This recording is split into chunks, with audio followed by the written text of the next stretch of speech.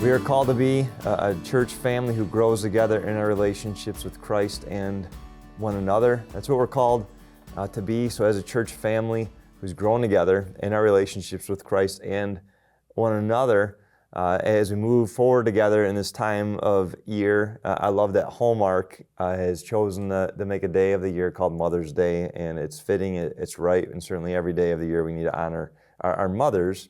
And every day of the year, if you're honored to be a mother, that you need to be a good mother. And so I just want to reflect on this for a moment as we're moving together. Proverbs chapter 31.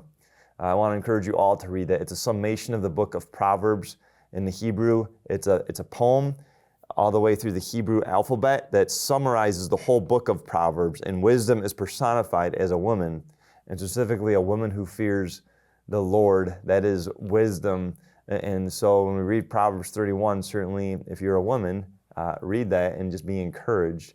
There's a word for you, there's a word for moms, there's a word for wives, but there's certainly a word for all of us. But there's a verse right in the mix of that where it says, this woman who fears the Lord, she's full of strength and dignity, and she laughs at the days to come.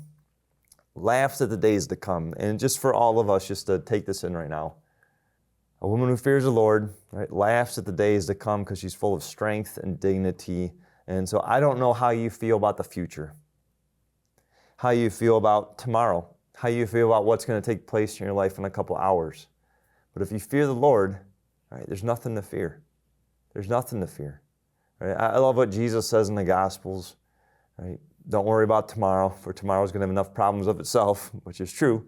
Right? Today, there's enough problems today to fix on today. And today is a day we need to focus in on. And as we look at life, right, there's anxiousness that takes away the joy. But how do we deal with the anxiousness? How do we deal with that which does not allow us to laugh at the days to come? That makes us worry about the days to come. Right? How do we deal with that? When you fear the Lord, right, you lean into His promises, you lean into His truth, you lean into the promise of His presence. Right? Do not be afraid. Right? I am with you. Right? You hear that promise in the book of Romans. In all things, God's working for the good of His children. In all things. Right? And there's nothing that separates us from the love of God. God's loving us through it all, and He's there with us through it all. And so no matter what's happening in a couple hours, no matter what's happening tomorrow, no matter what's happening next month or 5, 10, 15 years from now, not just in your life, but this world, you and I, by faith, right, we can have joy. We can have joy. Right? We can have cheerful joy.